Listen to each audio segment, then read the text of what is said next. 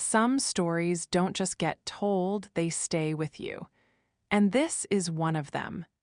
If you love emotional, shocking, real-life stories, welcome. You're going to feel at home here. Subscribe so you don't miss the next one, and if this story hits you, leave a like. It helps more than you think. Now, let's begin. I remember thinking, this cake cost me $40, and no one has even looked at me for the last hour. My name is Margaret, but everyone calls me Mame. Not Mom, Mame. It's what my grandson called me when he was learning to talk, and it stuck. I'm 69 years old. I live in a small house in suburban Detroit, the same house where I raised 4 children. 4. 3 boys and 1 girl. And every single one of them was sitting at my dining table on the night of my 68th birthday. That was 8 months ago. And I haven't looked at any of them the same way since. Let me set the scene for you. It was a Saturday in September. I had spent the whole day cleaning, mopping floors, dusting the china cabinet, washing the windows in the living room because my daughter Angela always says my house smells stale. I wanted everything perfect. I made a lasagna from scratch. I put out the good napkins. The cloth ones that my late husband Robert always said were too fancy for every day. I even lit a vanilla candle because I read somewhere that vanilla makes people feel calm and happy. I wanted them to be happy. That's all I ever wanted, for my children to be happy. They started arriving at 6. First came Tommy, my oldest. He's 46, balding, works in insurance. Married to a woman named Patty who posts everything on Facebook. He brought a bottle of wine and kissed me on the cheek. "Happy birthday, Ma," he said. And that was the last nice thing he said to me all night. Then came Angela.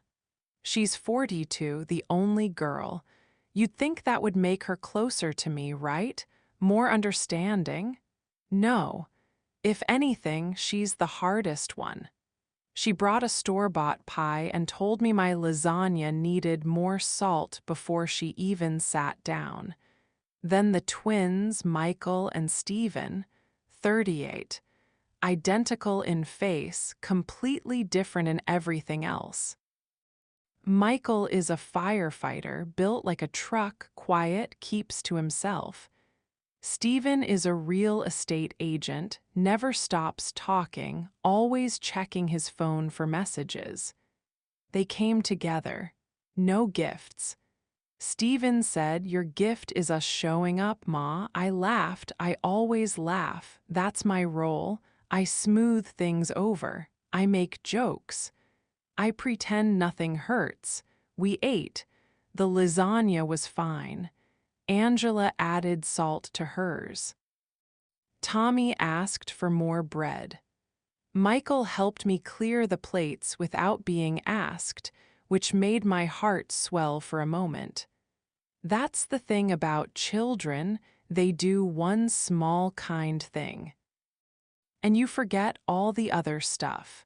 You forget the birthdays they missed, the phone calls they didn't make, the way they look at you sometimes like you're a problem they don't know how to solve. After dinner, they brought out the cake. Angela had ordered it. It said, "Happy Birthday, Mom," in blue icing. There were 68 candles on it, which was ridiculous, but I smiled and blew them out anyway. I made a wish. I always wish for the same thing, that my children will be happy and healthy. I should have wished for something else that night. I should have wished for eyes in the back of my head. We ate the cake.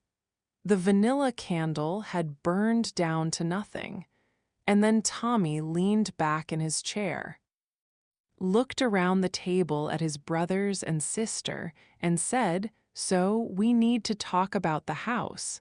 Just like that. No, "Hey Ma, how are you feeling?" No, "Thanks for cooking for all of us." Just, "We need to talk about the house." Angela nodded. She was ready. I could tell they had talked about this before. They had probably been texting about it for weeks. "It's not fair that Michael and Stephen get to live here just because they're single," Angela said. "I have 3 kids. I need space." Stephen put down his fork. "I don't get to live here, Angie. I live here because Ma asked me to after Dad died. I help her, I fix things. You don't even call her." "I call her," Tommy said. "I call every Sunday."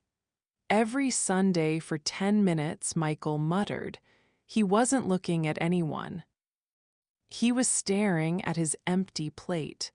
And I just sat there, at the head of my own table, on my own birthday, with my own children arguing about who would get my house after I died.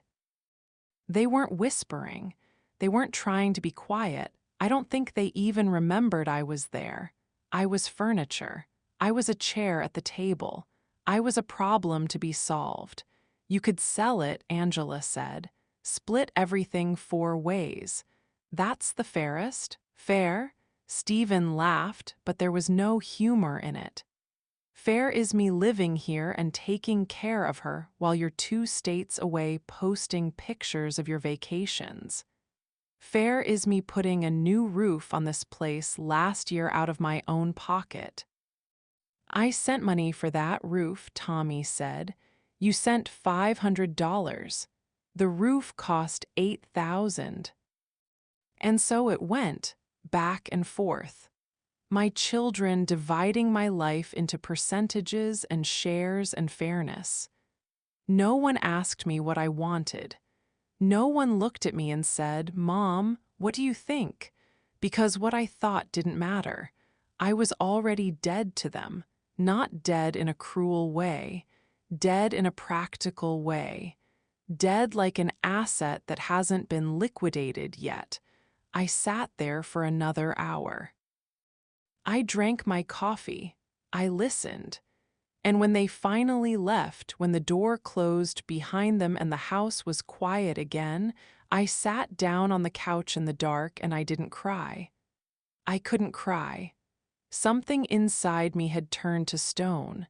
That was the night I stopped being their mother, not in the legal sense, not in the DNA sense, but in the heart sense. That was the night I realized I am alone, and that's when I started planning.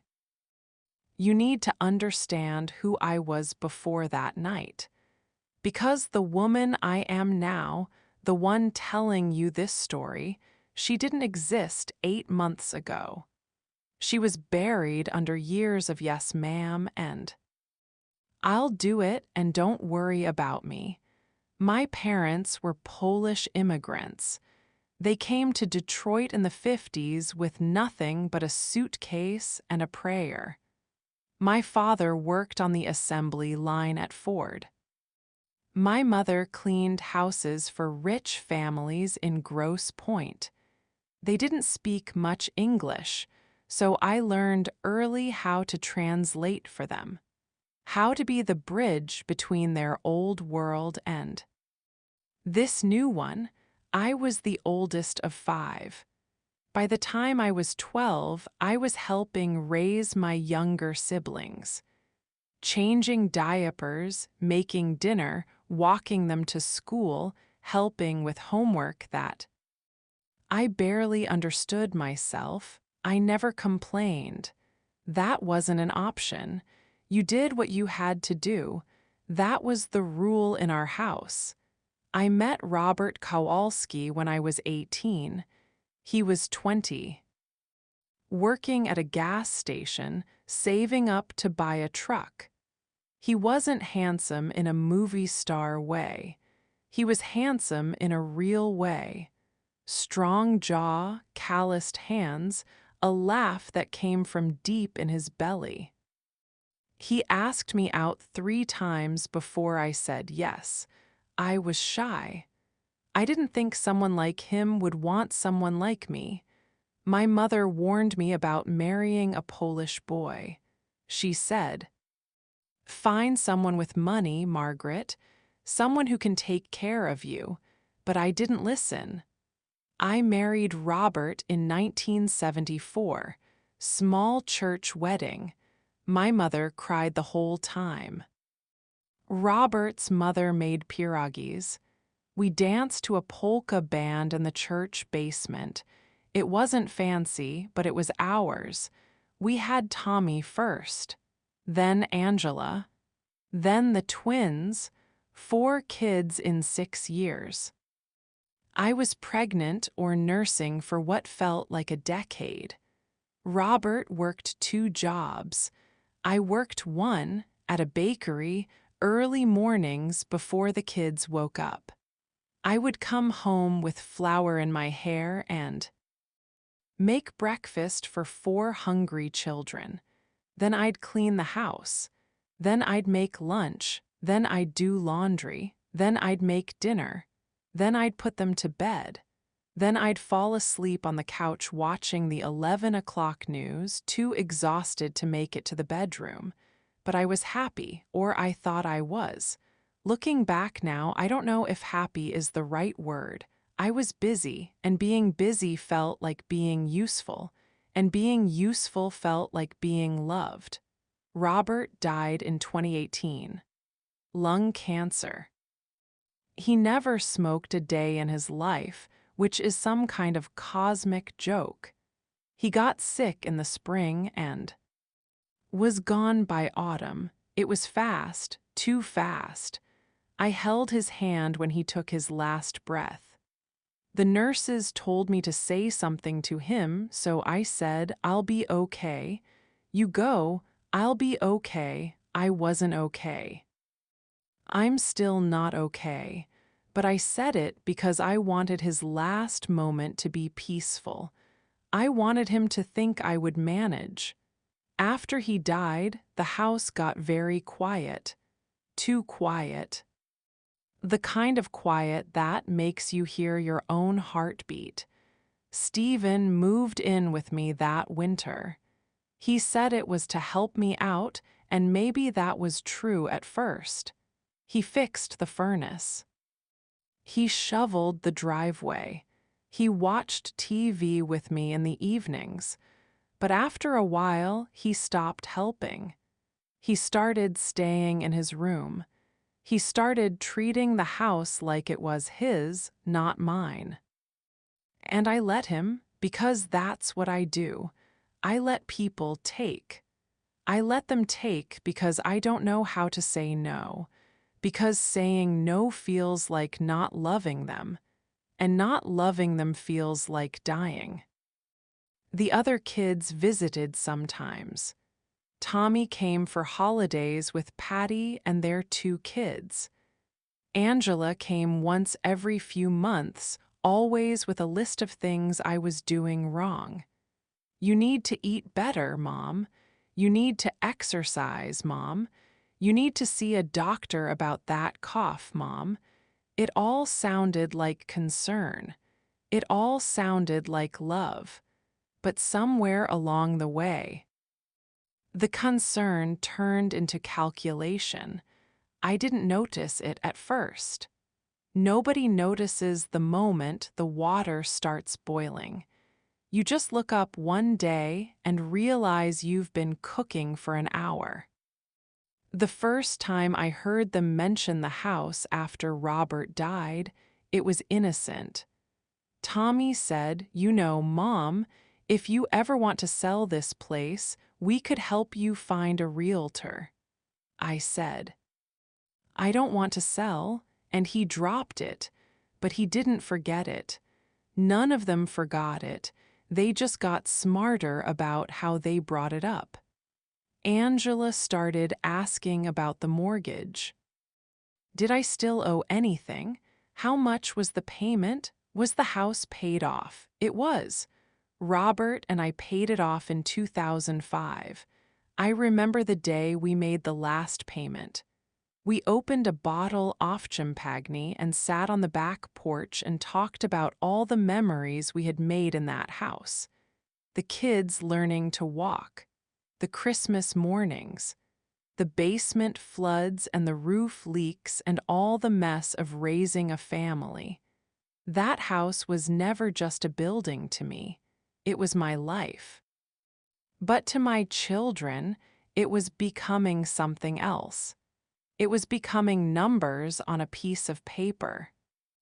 It was becoming their future, not my present. And I didn't see it. Or maybe I didn't want to see it. Because seeing it would mean admitting that the people I loved most in the world were already measuring my death in square footage and market value. That's a hard thing to admit about your own children. So I didn't admit it. I made excuses. I told myself they were just practical. Just planning ahead, just being responsible. But deep down, I knew I just wasn't ready to face it yet.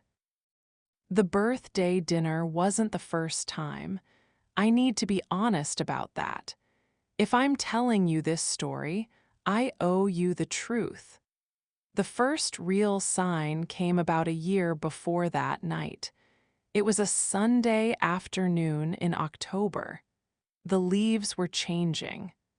I remember because I had raked the front yard 3 times that week and Stephen kept driving over the piles with his truck. I was in the kitchen making chicken soup, Robert's recipe. He always said chicken soup fixed everything, and I needed something fixed because I had been feeling low. Not sick, just low. The way you feel when you realize you've outlived your purpose. Angela called. She said she wanted to come over to talk, just her. No kids, no husband, no brothers, just us girls. She said, I thought that was nice. I thought maybe she wanted to spend time with me. Maybe she missed me. She showed up with a notebook, not a regular notebook. One of those fancy leather ones from the bookstore. And she sat down at my kitchen table, opened it up, and said, Mom, I've been thinking about the future. I said, What about the future? And she said, Your future. I want to make sure you're taken care of. That sounded like love, right? That's what I thought. I said, That's sweet, honey, but I'm fine. I have my pension. I have Social Security. I have the house. I'm fine. She smiled, but it wasn't a happy smile. It was a patient smile. The kind of smile you give to someone who doesn't understand what you're really saying. I know you're fine now, she said. But what if something happens? What if you fall? What if you get sick?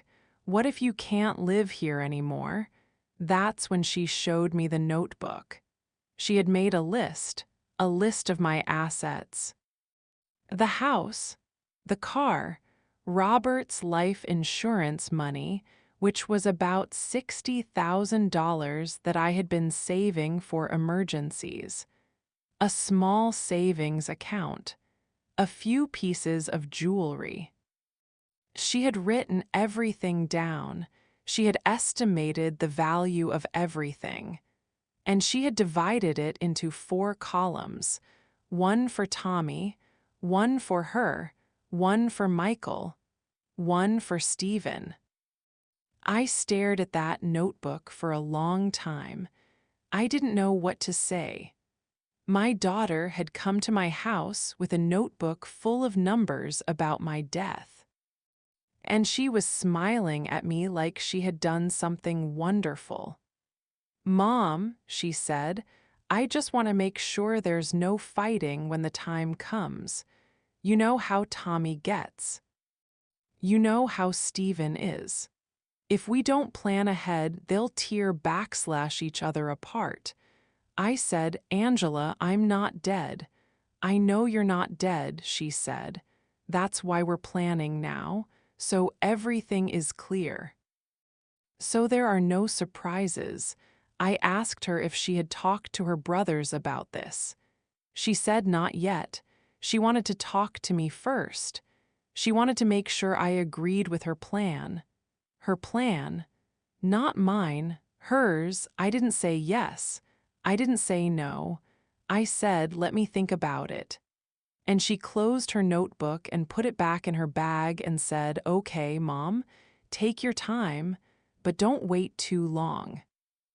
She stayed for another hour. We ate the chicken soup. She told me about her kids and her divorce and her new boyfriend who she wasn't sure about. And for a little while, she was just my daughter again, just Angela. Not the woman with the leather notebook and the columns of numbers. But after she left, I sat at the kitchen table for a long time. I looked at the empty bowl in front of me. I looked at the chair where she had been sitting, and I thought about that notebook, about how carefully she had written everything down, about how she had already decided who would get what. She hadn't asked me what I wanted. She hadn't asked me if I had my own plans. She just assumed that her plan was the plan. Because I was old, because I was a widow, because I had never pushed back on anything in my entire life, I let it go. That's what I did. I let it go because I didn't want to cause trouble. I told myself she meant well. I told myself she was just being practical. I told myself I was being too sensitive.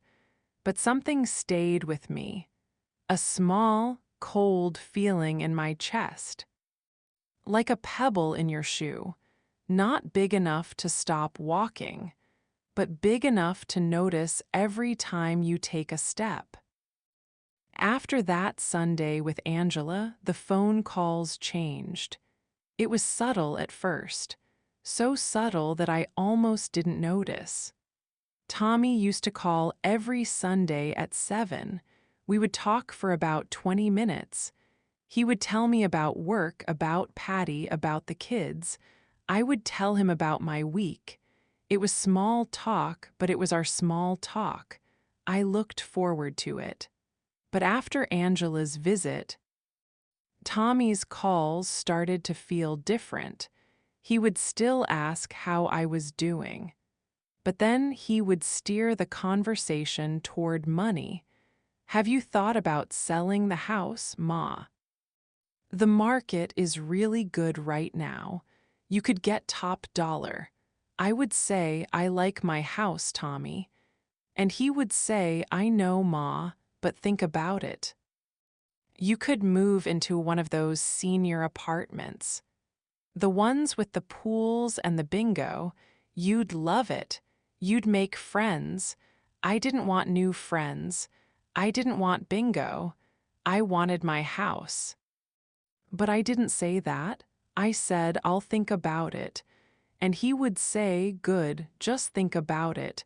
That's all I'm asking." Kevin started calling more often. Kevin is the youngest. He never used to call much.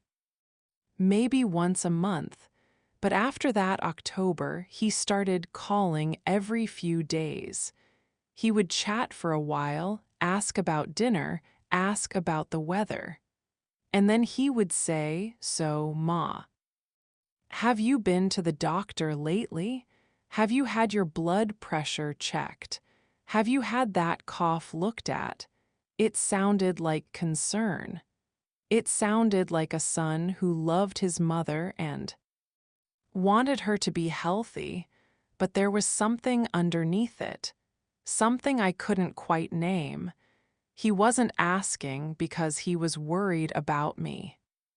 He was asking because he was gathering information.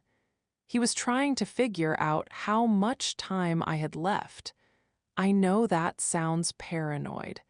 I know you might be sitting there thinking, Mame, you're reading too much into it. Your kids love you. They're just worried. And maybe you're right. Maybe I am reading too much into it. But let me ask you something. When your son calls and asks about your blood pressure, does he then ask about the deed to your house? Because Kevin did.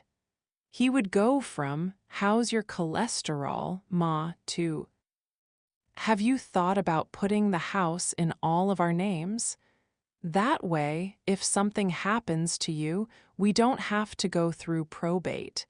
It would be easier for everyone. Easier for everyone. That phrase stuck with me. Easier for who, Kevin? For you, for your sister, for your brothers, because it's not easier for me. It's not easier to sit on the phone and listen to my youngest child talk about probate like he's ordering a pizza. It's not easier to realize that every conversation now has two layers. The top layer is love. The bottom layer is math. And the math is about my death. I started dreading the phone. Every time it rang, my stomach would tighten. I would look at the caller ID and think, which one is it today? Who's going to ask me about the house? Who's going to suggest I see a lawyer? Who's going to tell me that I should really think about downsizing while I still can? While I still can. That's the phrase that got me, while I still can. Meaning before I'm too sick to make decisions, before I'm too far gone, before I'm dead. They were planning for my death while I was still planning what to make for dinner. And the worst part, they didn't even know they were hurting me. That's what I told myself. They don't realize what they're doing. They're just thinking practically. They're just trying to help. I made excuses for them because that's what mothers do. We make excuses, we absorb the hurt. We tell ourselves it's fine because we don't want to believe that the people we love could ever treat us like a transaction. But the pebble in my shoe was getting bigger, and it was starting to limp. Out of all my children, Michael was always the one I understood the least. Not because he was difficult. He wasn't. He was just quiet. Even as a little boy, he would sit in the corner and play with his toys without making a sound. His twin brother Stephen was loud and funny and always the center of attention. But Michael would just watch. He would observe. He would take everything in, and then, hours later, he would say something that showed he had been paying attention to things everyone else missed. After Robert died, Michael started coming over every Tuesday. Not because I asked him to. He just showed up one Tuesday with a grocery bag full of stuff to fix the leaky faucet in the bathroom. He fixed it in 20 minutes. Then he sat on the couch with me and watched a game show without saying much. Then he left. The next Tuesday, he came back. He mowed the lawn. Then we watched another game show. Then he left. That became our routine. Every Tuesday, Michael would come over. He would fix something or clean something or just sit with me. We didn't talk a lot. That wasn't our way. But his presence was enough. It was comfort. It was the kind of love that doesn't need words. So when everything started to change with the other kids, I held on to Michael. I told myself, at least I have him. At least he's not like the others. At least he doesn't see me as a bank account. And that was true for a while. But here's the thing about Michael. Because he's so quiet, you don't always know what he's thinking. He listens, he watches, he waits, and then, when you least expect it, he tells you the truth. The truth came about 2 months after the birthday dinner. It was a Tuesday, of course. Michael came over. He fixed a loose railing on the back porch. Then he sat down at the kitchen table. I made him coffee. And he said, "Ma, I need to tell you something." I said, "What is it, honey?" He looked at his hands for a long time. Then he said, "Tommy and Angela and Stephen had a meeting last week. Without me, without you. They met at Angela's house to talk about what happens when you die." I felt my heart stop. Not literally, but that's how it felt. Like someone had reached into my chest and squeezed. I said, "What did they say?" Michael said they talked about selling the house. They talked about how to split the money. They talked about whether you have a will. Angela said she asked you about it and you didn't give her an answer. So they wanted to make a plan anyway. A plan for what to do if you never get around to making a will. I said, "Why weren't you there?" And Michael looked at me with those quiet eyes and said, "Because they know I wouldn't agree. Because I told them to stop, and they didn't want to hear it." That was the moment I realized that the problem wasn't just my children. The problem was me. I had raised them to think that my things were their things.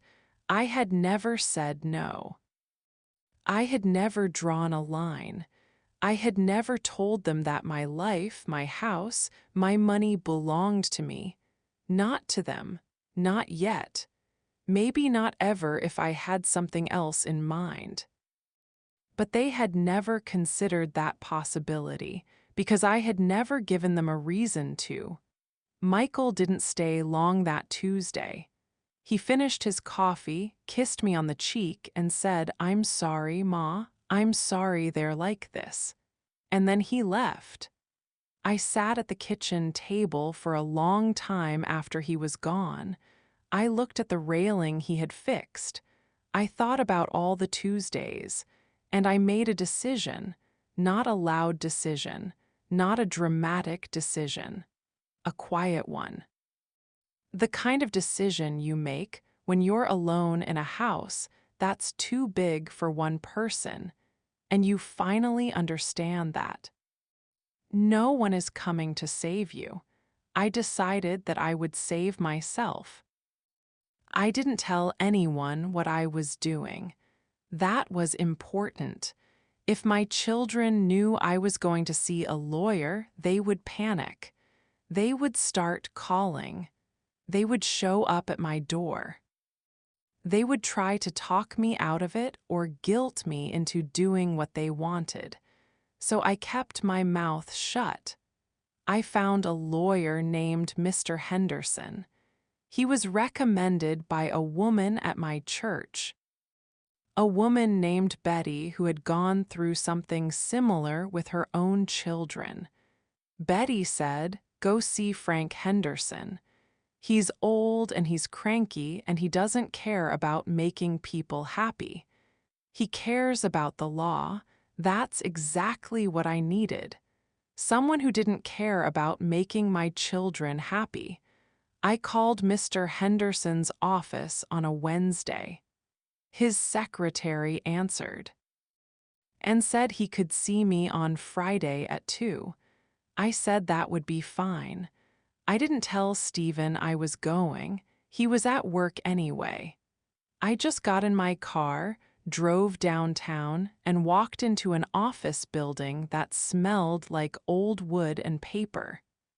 Mr. Henderson was exactly what Betty described.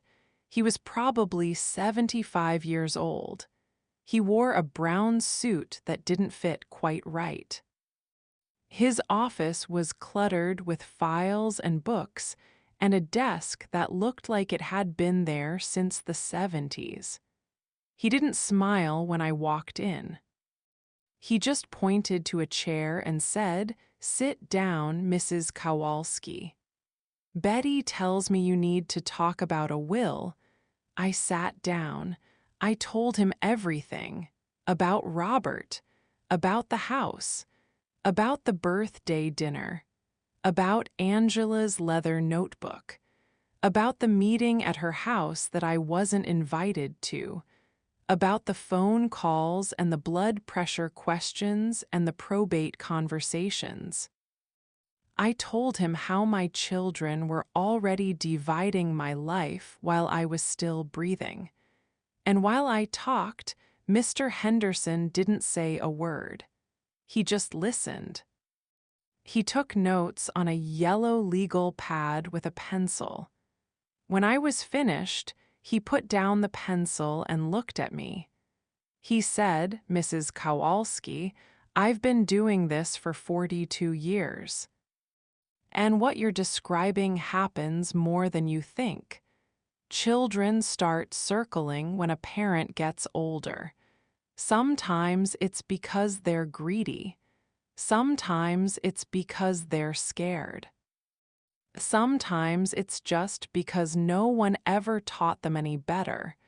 But here's what I need you to understand. This is your money.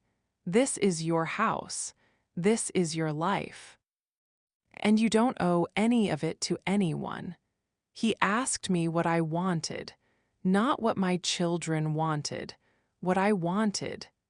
And for the first time in a very long time, someone was asking me that question. I thought about it. I said, "I don't want to sell my house. I want to die in that house, just like Robert did." Mr. Henderson nodded. He said, "Okay, what else?" I said, "I don't want my children fighting over my things. I've watched them fight my whole life. I don't want to watch it from the grave." He said, "Then we need to make sure there's nothing to fight over." That's when he explained my options. I could leave everything to charity. I could sell the house now and spend the money on myself. I could put the assets into a trust that would pay out in a way. That discouraged fighting. Or I could do something completely different, something none of my children would expect. I asked him what that meant, and Mr. Henderson smiled for the first time. It wasn't a kind smile. It was the smile of a man who had seen a lot of greedy children and enjoyed watching them get what they deserved. He said, "Mrs. Kowalski, how do you feel about making a new will that leaves everything to the person who has actually been taking care of you?" I said, "You mean Michael?" He said, "I mean whoever you want. But if you want to send a message, you send it with your assets." I left Mr. Henderson's office that day with a lot to think about, but I also left with something I hadn't had in years: hope. I went back to see Mr. Henderson 3 more times before we finalized anything. Each time, I learned something new about what I could do with my own money. Did you know that you can leave your house to a cat? I'm not joking. You can set up a trust for a pet. I don't have a cat, but the fact that I could do that made me smile. The point is, I had options. And my children had no idea. I decided to keep Stephen in the house for now. That was part of my plan. If I kicked him out, the others would know something was up. So I let him stay. I let him think nothing had changed. Meanwhile, I was rewriting my entire life on paper. Mr. Henderson helped me draft a new will. In the new will, I left the house to Michael. Not to all four of them equally. To Michael, the one who came every Tuesday, the one who fixed the faucet and mowed the lawn and sat with me in silence watching game shows. The one who told me the truth about the meeting I wasn't invited to. I left Robert's life insurance money to a small scholarship fund at the local community college. Robert always wished he had gone to college. He talked about it sometimes, late at night, when he thought I was asleep. I never forgot that. The scholarship would be in his name. The rest of my assets, about $40,000 in savings, I split between 2 animal shelters and the church. Nothing for Angela. Nothing for Tommy. Nothing for Stephen. And nothing for the grandchildren, which I knew would hurt Angela the most because she had been counting on me to help pay for college. I'm not a cruel person. I don't think I am. But I had spent 69 years giving my time, my energy, my money, my body, my health, my sanity. I had given until there was nothing left of me, and my children hadn't noticed. They had taken and taken and taken, and when they looked at me, they didn't see a mother anymore. They saw a house with a price tag. They saw a life insurance payout. They saw a savings account. They saw a problem to be solved. So no, I don't think I was being cruel. I think I was finally being honest. Mr. Henderson asked me if I wanted to tell my children about the new will before I died. I said no. Let them find out after. He said, "Are you sure? That will cause a lot of pain." I said, "They caused me pain while I was still alive. They can handle a little pain after I'm gone." He nodded and stamped something on the document. The new will was official. I drove home that day with a strange feeling in my chest. It wasn't happiness. It wasn't sadness.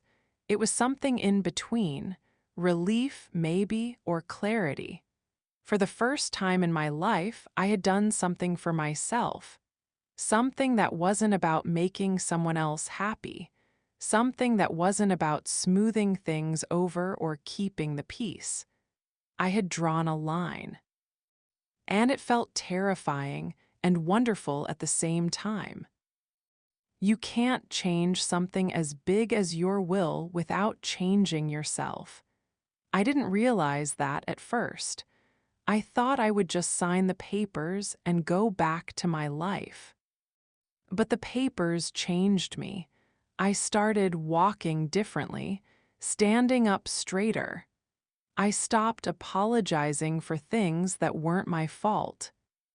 I stopped saying I'm sorry every time someone looked at me wrong. Stephen noticed first. He was sitting on the couch one evening scrolling through his phone, and I walked past him.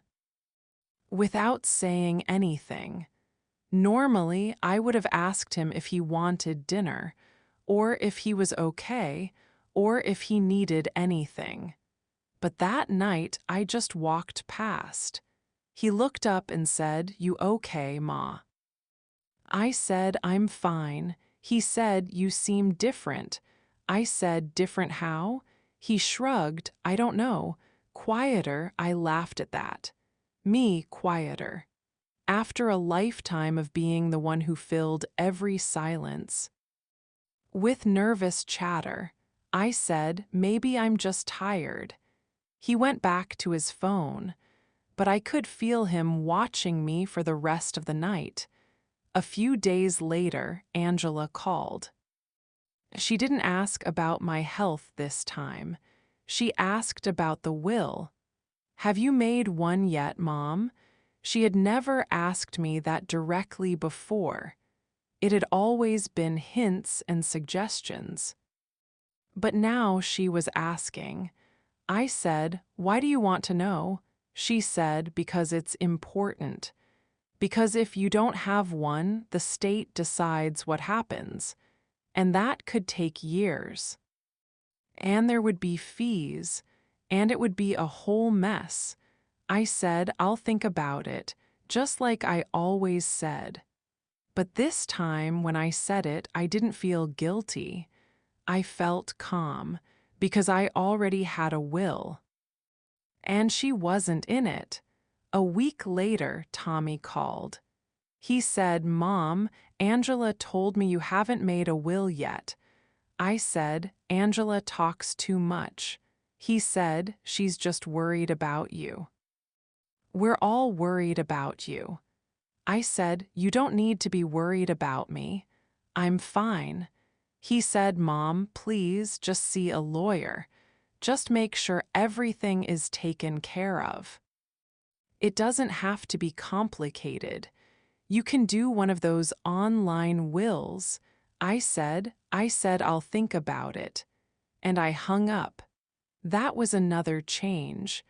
I had never hung up on one of my children before. I had always waited for them to end the call. I had always been the last one to say goodbye. But that day, I just pressed the button and set the phone down. And it felt good. It felt like taking a deep breath after holding it for too long. Steven started asking more questions after that. "Where did you go today, Ma?" "I went to the grocery store." "Why are you checking your mail so carefully?" "I'm expecting a catalog." He didn't believe me. I could tell, but he couldn't figure out what I was hiding. And that was the point. I wasn't ready for them to know yet. Not until I was sure. Not until everything was signed and sealed and impossible to change. They wanted to have another family dinner. Angela organized it. She said, "We need to talk about Mom's living situation." That was her phrase, living situation, not Mom's health. Not Mom's happiness, Mom's living situation. She sent a text to all of us.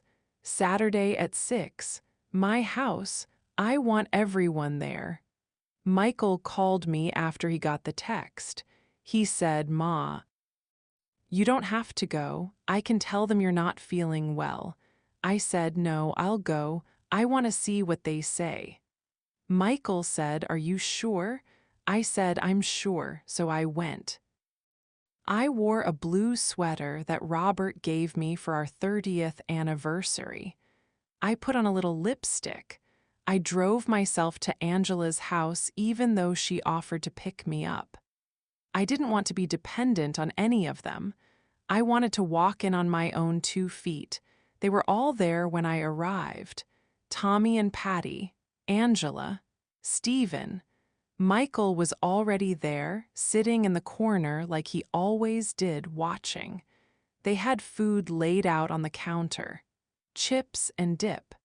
A vegetable platter. Some little sandwiches from the grocery store. It wasn't like my dinners. No lasagna from scratch. No cloth napkins, just store-bought everything. That told me something. This wasn't a family dinner. This was a business meeting with snacks. Angela started. She stood up in front of everyone like she was giving a presentation at work. She said, "Mom, we love you. We're so grateful for everything you've done for us. That's why we want to make sure you're taken care of.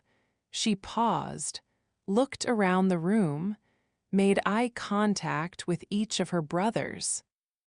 Then she said, "We think it's time for you to move into assisted living." Just like that. No asking. No, Mom, what do you want? Just, "We think it's time." I said, "Angela, I don't want to move." She said, "I know you don't want to, but it's not about what you want anymore. It's about what's safe. You're alone in that big house. Stephen works during the day. What if you fall? What if you have a stroke? What if something happens and no one is there?" Tommy nodded. "She's right, Ma. We've been talking about this for months. There's a really nice place in Farmington Hills. It has a pool. It has activities. You'd make friends. You'd be safe." I looked at Stephen. He was looking at his phone. I looked at Michael. He was looking at me with those quiet eyes, waiting to see what I would do. And I realized in that moment that this was a test, not for me, for them. They wanted to see if I would fold, if I would say, "Okay, whatever you think is best," if I would do what I had always done. But I wasn't that woman anymore. I said no, just no, no explanation, no apology. "No, I'll think about it, just no." The room went quiet. Angela blinked. "What do you mean no?" "I mean no, Angela. I'm not moving. I'm staying in my house. The house your father and I bought, the house where I raised you, the house where I will die, not today, not tomorrow, but when it's my time. I will be in my own bed, in my own room, in my own house." Tommy started to say something. I held up my hand. "I'm not finished. You asked me here to talk about my living situation. Well, here's my answer. I am living. I am alive.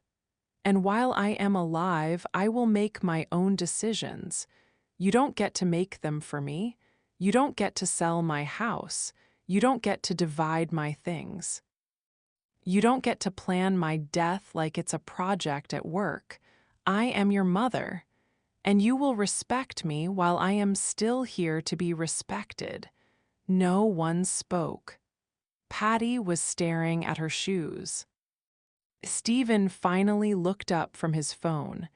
Michael was smiling, just a little, but I saw it. Angela's face turned red.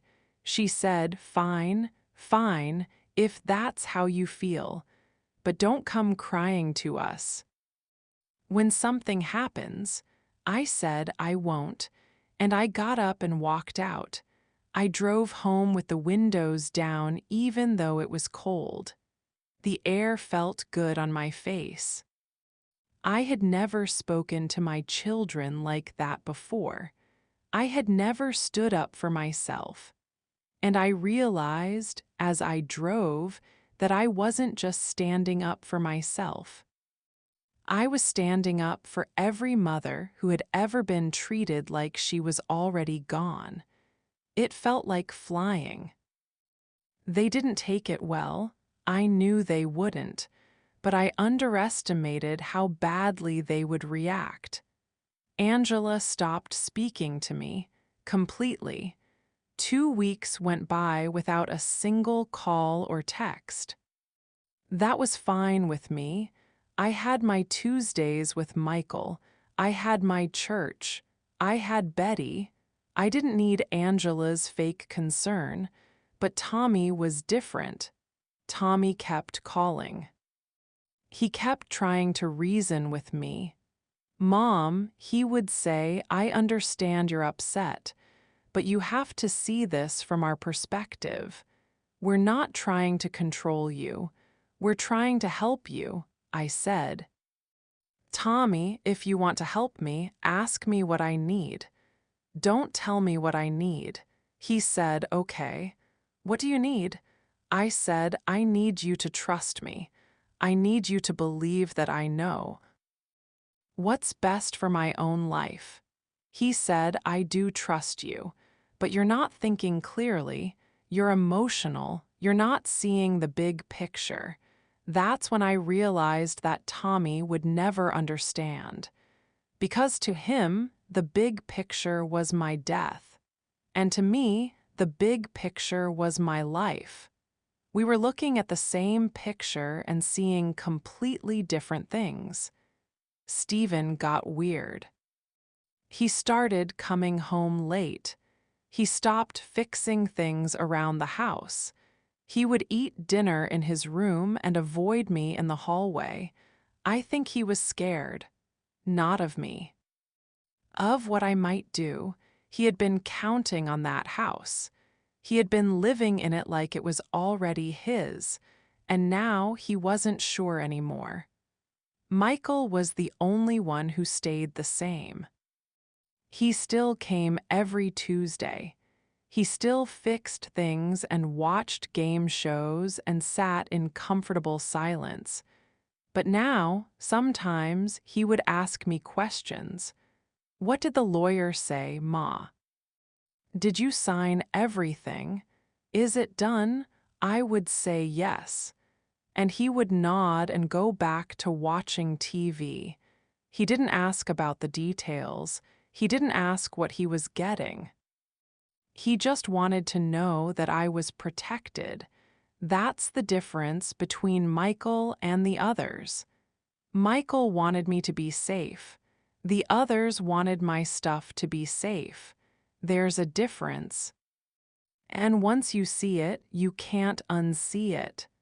The worst backlash came from Angela, though. She didn't just stop talking to me. She started talking about me, to the rest of the family, to my sisters, to people at church.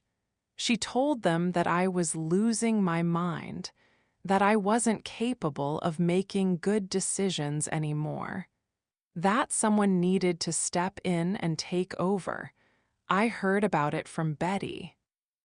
Betty called me one morning and said, Mame, I don't want to upset you, but your daughter has been calling around. She's been saying you might have dementia. My hands started shaking when I heard that. Dementia. My own daughter was telling people I had dementia because I refused to move into a home she picked out for me. That wasn't concern. That was war, and I hadn't even known I was fighting. I want to be very clear about something. I do not have dementia. I have never had dementia. I went to my doctor, Dr. Patel, and asked her to test me. She did a full cognitive assessment. Memory tests, problem-solving tests, the whole thing. I passed everything. Dr. Patel said, Margaret, your mind is sharp. Sharper than some of my patients 20 years younger than you. I asked her to put that in writing. She looked at me funny, but she did it. I have a letter from Dr. Patel dated February 14th that says, Margaret Kowalski shows no signs of cognitive impairment. She is fully capable of making her own decisions about her health, her finances, and her living situation. I keep that letter in the same drawer as my will, not because I need it for myself. Because I know Angela might try something, and if she does, I want to be ready. Angela didn't stop with the rumors. She started talking to a lawyer. I know this because Michael heard her on the phone one night when he was at her house picking up some of his tools. She was saying things like, what do we have to prove? How do we get power of attorney? Can we force her into a facility if she refuses to go? Michael didn't tell me this right away. He waited a few days. Then he came over on a Tuesday and sat down at the kitchen table and said, Ma, Angela is trying to get power of attorney over you." I wasn't surprised, but hearing it out loud made my blood run cold. Power of attorney means someone else makes your decisions for you. They control your money. They control your medical care. They control where you live. If Angela got power of attorney, she could sell my house out from under me. She could put me in a home. She could do whatever she wanted. And there would be nothing I could do about it because legally, I would have given her that power, but I hadn't given her anything. She was trying to take it. I called Mr. Henderson the next morning. I told him what was happening. He said, "Don't worry." "Mrs. Kowalski, no one can get power of attorney over you unless you're incapacitated. And you're not incapacitated. In fact, I would argue that you're more capable than most of your children." He told me to write a letter stating that I did not want Angela or anyone else to have power of attorney over me. He said to have it notarized and keep it with my other documents. I did that the same day. Then I called Angela. She answered on the third ring. "Hello?" She sounded cautious, like she knew I might have found out. I said, "Angela, I know what you're trying to do." There was a long silence. Then she said, "I don't know what you're talking about." I said, "Yes, you do. You're trying to get power of attorney. You're telling people I have dementia. You're trying to take my life away from me." She started crying, or pretending to cry. I couldn't tell anymore. "Mom," she said, "I'm just trying to protect you. I love you. Why won't you let me love you?" I said, "This isn't love, Angela. Love doesn't feel like this. Love doesn't make me afraid of my own daughter." I hung up. And for the first time in months, I didn't feel guilty.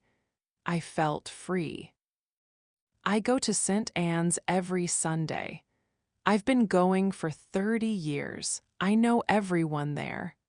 The priest, Father Tom, married Robert and me.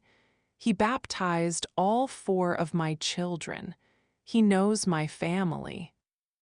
So when Angela started spreading her lies at church, I heard about it from people I had known for decades. Dolers from the choir pulled me aside after Mass one Sunday.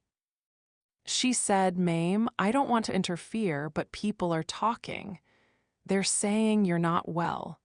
They're saying your children are going to have to step in." I said, "Dolers, I'm fine. I'm better than fine. I'm better than I've been in years." She looked at me like she didn't believe me. That hurt more than anything Angela had done, because Dolers had known me for 30 years. She had seen me at my worst. She had brought me casseroles after Robert died, and even she was starting to believe the lies. I decided to do something I had never done before. I decided to speak up. The next Sunday after Mass, I stood in front of the church, not on the altar, just in the aisle, and I asked for everyone's attention. People turned. They looked surprised. I'm not the kind of person who asks for attention. I'm the kind of person who blends into the background. But that day, I stood up straight and I said, "Some of you have heard that I'm not well, that I have dementia, that my children need to take over my affairs. I want you to know that none of that is true. I have been tested by my doctor. I have a letter saying my mind is fine. I am not losing my memory. I am not losing my ability to make decisions. What I am losing is my patience with people who want to control my life for their own benefit. I didn't name Angela. I didn't have to. Everyone knew. The church got very quiet. Father Tom came over and put his hand on my shoulder. He said, "Margaret, is there anything you need?" I said, "No, Father." I just wanted to set the record straight. After that, the rumors stopped. Or at least, people stopped repeating them to my face. But the damage was done. Angela had shown me who she really was. And I couldn't unsee it. That Sunday was the last time I spoke to Angela for a long time. She didn't come to church after that. She started going to a different parish. That was fine with me. I had my church, I had my pew, I had my God, and I had the truth on my side. 2 weeks after the church incident, Stephen told me he was moving out. He said it was because he got a new apartment closer to work, but I knew the real reason. He couldn't being in the house with me anymore, not because I was mean to him, because he didn't know how to act around me. I wasn't the same mother he had grown up with. I wasn't making him dinner every night. I wasn't asking him how his day was. I wasn't treating him like a guest in his own home, because it wasn't his home. It was mine. And he was finally realizing that. He packed his stuff over a weekend, 3 trips in his truck. He didn't ask for help. He didn't say goodbye. He just left. The last thing he took was a TV from the basement that he had brought with him when he moved in. I watched him carry it up the stairs. He didn't look at me. I said, "Stephen." He stopped. He didn't turn around. I said, "I love you." He said, "Yeah," and he walked out the door. That was it. 3 decades of raising him, feeding him, staying up late when he was sick, worrying about him when he was in trouble. And all I got was a yeah. That's what happens when you raise children to take without giving. They don't know how to give back. They don't know how to love you without wanting something in return. Stephen leaving was a gift, actually. It showed me who he really was, and it gave me back my house, my whole house. Not shared with anyone, just me. I walked through every room after he left, the living room, the kitchen, the dining room where they had argued about my death on my birthday, the bedrooms, the basement, the backyard where Robert used to grill. It was all mine, every corner, every creaky floorboard, every memory. And I decided right then that I would never let anyone take it from me, not while I was alive. Mr. Henderson had told me about something called a life estate. It's a legal thing that means you can live in your house until you die, no matter what, even if you sell it. Even if you give it away, you still get to live there. I asked him to set one up for me. He did. Now, even if my children try something, even if they somehow get control of the house, I can't be kicked out. I can't be moved to a facility. I can't be forced to leave. I will die in this house, just like I promised myself I would. Stephen doesn't know about the life estate. Neither do Tommy or Angela. Only Michael knows, because Michael is the one I trust. Michael is the one who will get the house when I'm gone, not because he asked for it, because he earned it, with Tuesdays, with faucets. with railing repairs, with sitting next to me on the couch while we watched game shows in silence.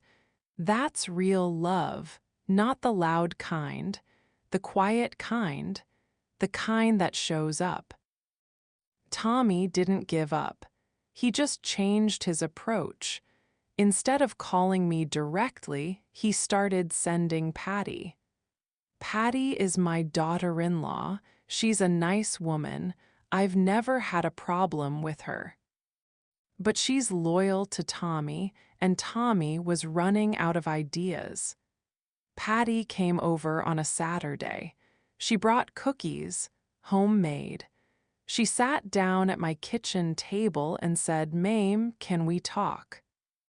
I said, "Sure, Patty. What's on your mind?" She twisted her hands together. That's how I knew she was nervous. She said, "Tommy is really worried about you." "We both are," I said, "I know." She said, "He doesn't understand why you're being so stubborn. He loves you. He just wants what's best for you." I said, "Patty, I love Tommy too. But what's best for me isn't what he thinks is best for me. What's best for me is staying in my house. What's best for me is making my own decisions. What's best for me is not being treated like I'm already dead." Patty started to cry, not fake crying, real crying. She said, "Mame, he's not trying to treat you like you're dead. He's scared. He lost his dad. He doesn't want to lose you too." And I believed her. I really did. Tommy was scared. But fear doesn't give you the right to control someone else's life. I took Patty's hand. I said, "Sweetheart, tell Tommy that I love him. Tell him I know he's scared. But the best way to show love isn't to take over. It's to show up. It's to call without asking about money. It's to visit without talking about the house. It's to treat me like his mother, not like a problem he needs to solve." Patty nodded. She wiped her eyes. She said, "I'll tell him," and she left.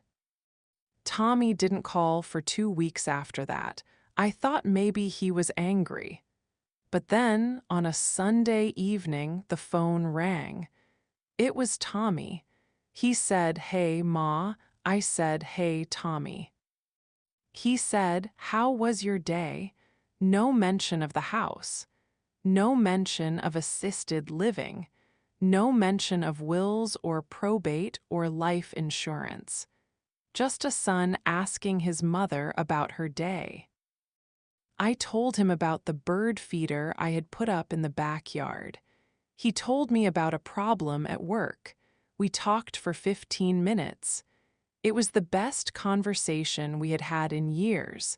I knew it wouldn't last.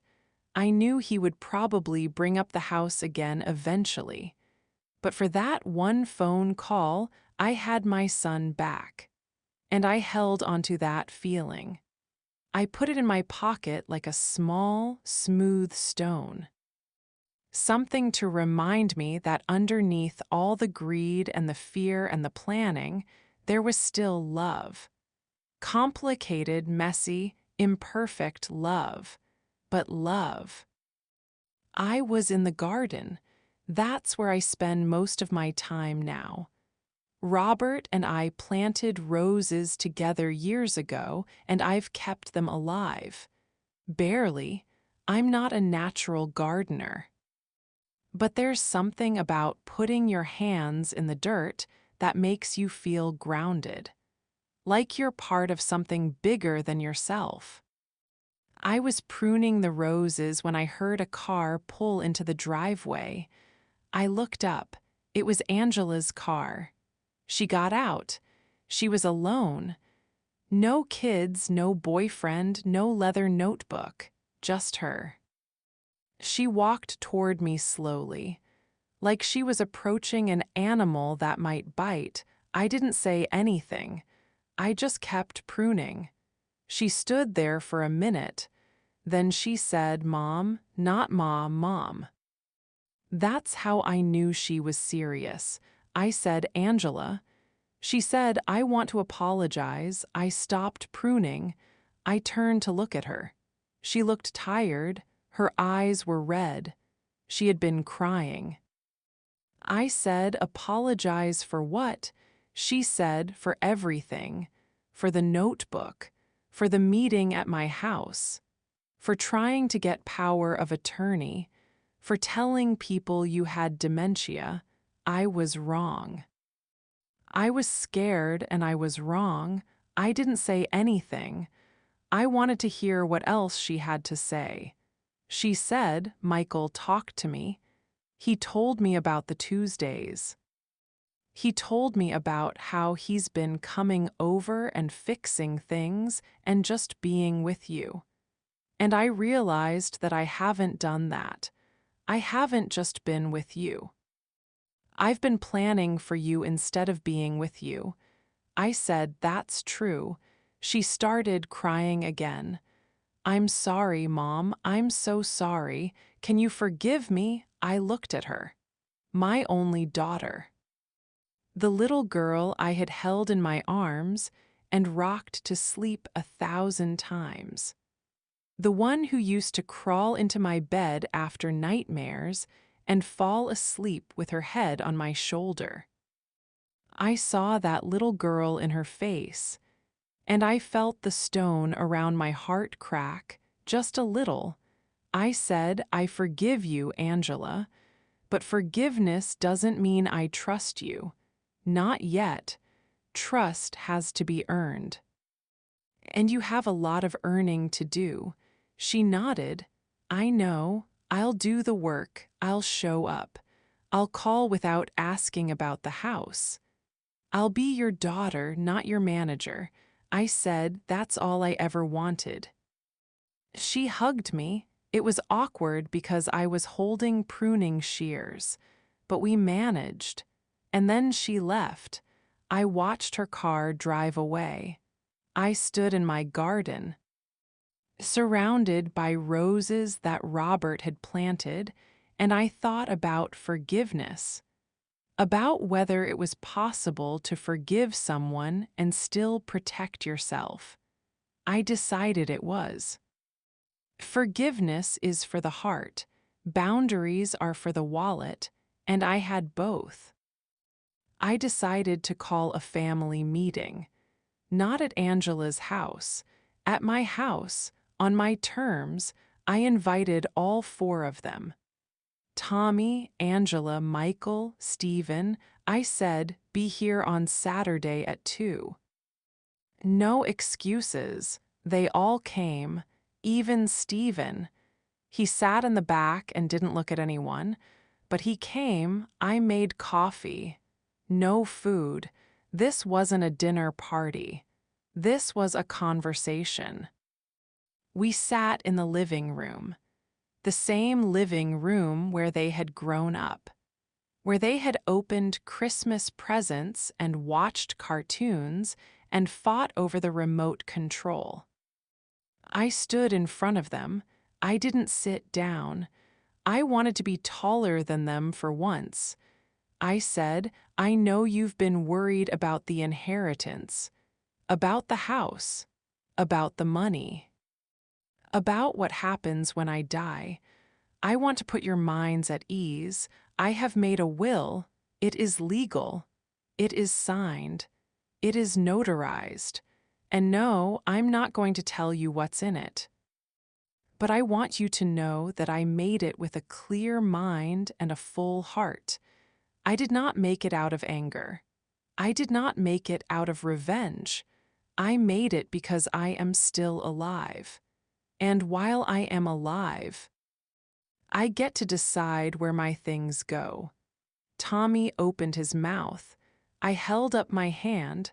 "I'm not finished. I know you all love me. I know you want what's best for me. But wanting what's best for me means respecting my choices, even the choices you don't agree with.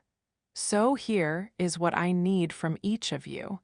I need you to stop talking about my death. I need you to stop planning my funeral. I need you to stop dividing my things. I need you to be my children, not my heirs, my children." There was a long silence. Then Michael said, "Okay, Ma." Tommy nodded. Angela was crying again. Stephen looked at the floor, then he looked up. He said, "Ma, I'm sorry I left the way I did. I'm sorry I didn't say goodbye. I said, 'Thank you, Stephen.'" That means a lot. We didn't solve everything that day. You can't undo years of hurt in one afternoon, but we made a start. We started treating each other like family instead of business partners. And that was enough for me. You might be wondering what I did with Robert's life insurance. The $60,000. I told you I left it to a scholarship fund, and I did, but I also kept some for myself, $10,000. I had never spent $10,000 on myself in my entire life. Everything I ever bought was for the house or the kids or Robert, so I decided to do something selfish. I booked a trip, a cruise. To Alaska, just me. I had always wanted to see the glaciers. Robert used to say, "One day we'll go," but we never did. There was always something. The kids needed braces. The roof needed fixing. The car needed replacing. There was always something. But now there was nothing. No Robert. No kids at home. No excuses, so I went. I stood on the deck of a ship in the middle of June and watched icebergs calve into the sea. I saw whales. I saw eagles. I ate food I couldn't pronounce. I slept in a bed that someone else made for me, and I felt alive, really alive. Not like someone waiting to die, like someone living. I called Michael from the ship. I said, "I'm in Alaska." He said, "I know. I helped you book it, remember?" I laughed. I said, "I love you," he said. "I love you too, Ma. See you Tuesday." I hung up and looked out at the ocean. The water was gray and blue and endless, and I thought about my children, about how much of myself I had given them, about how little I had kept for myself. I promised myself that would change, not because I didn't love them anymore, because I finally loved myself enough to stop disappearing. When I got home, there were flowers on my porch from Angela. A card that said, "Welcome home, Mom. I'm trying." I put the flowers in a vase. I put the vase on the kitchen table, and I sat down and looked at it and smiled. It was a start. A few weeks after the cruise, Tommy called. Not on Sunday, on a Wednesday. That was different. He said, "Ma, I've been thinking about what you said. About being your son, not your heir," I said. "That's good, Tommy. Thinking is important." He laughed. He said, "I want to come over, just me. Not Patty, not the kids, just me. I want to spend the day with you. No talking about money or houses or wills, just you and me." I said I'd like that. He came over on a Saturday. He brought donuts. We sat on the back porch, the same porch where Robert and I had celebrated paying off the mortgage. Tommy looked around. He said, "I haven't just sat here since I was a kid." I said, "I know." He said, "This place has good memories." I said, "It does." He was quiet for a minute. Then he said, "I'm sorry, Ma. I'm sorry I made you feel like a transaction. I got caught up in the numbers, in the planning, in the fear. I forgot that you're my mom." Not a problem to be solved. I said, "I know, Tommy. I forgive you." He said, "I don't deserve it." I said, "Maybe not. But you're getting it anyway. That's what mothers do. We forgive even when we shouldn't. Because holding onto anger is exhausting. And I'm too old to be exhausted by people I love." We ate our donuts. We watched a squirrel steal a birdseed from the feeder. We didn't solve the world's problems, but we solved something between us, and that was enough. Things changed after that. Not overnight, not dramatically, but slowly, like ice melting in spring. Tommy started coming over on Saturdays, sometimes alone, sometimes with Patty and the kids. Angela started calling just to talk. No agenda, no questions about my health or my finances. Just, "How are you, Mom? What did you do today?" Stephen came back, not to live, just to visit. He would stop by after work sometimes and sit on the couch and watch TV with me. He didn't say much. That was okay. Michael still came on Tuesdays. That never changed. And I started a new tradition. Sunday dinner, every week. Anyone could come, no pressure. No guilt if you couldn't make it. But if you came, there were rules. No talking about inheritance. No talking about the house. No talking about who gets what when I'm gone. Just family, just food, just being together. The first Sunday, only Michael showed up. That was fine. We had leftovers. The second Sunday, Tommy and his family came. The third Sunday, Angela came with the kids. Stephen showed up late, but he showed up. By the fifth Sunday, everyone was there. My whole family, sitting around my table, eating my lasagna, laughing, arguing about stupid things like who won the football game, being normal, being a family. One night after everyone had left, I stood in the kitchen doing dishes. The house was quiet, but it was a good quiet, not the lonely kind. The peaceful kind. I thought about Robert. I wondered if he could see us. If he knew that his family had almost fallen apart over money, over a house, over things that don't matter. I like to think he was proud of me for standing up, for drawing a line, for saying no when I needed to say no, for saying yes when I needed to say yes, for finally learning how to be a person instead of just a mother. I started this story with a promise.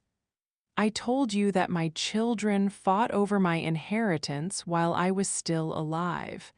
And they did. That's the truth. But that's not the whole truth. The whole truth is that they fought because they were scared. Scared of losing me, scared of the unknown, scared of what happens after. That doesn't excuse what they did.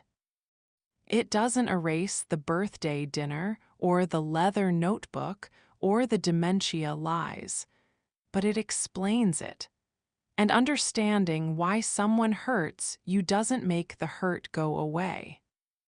But it helps you decide what to do next. I chose to forgive them, not because they deserved it, because I deserved peace. And holding on to anger wasn't giving me peace. It was giving me ulcers.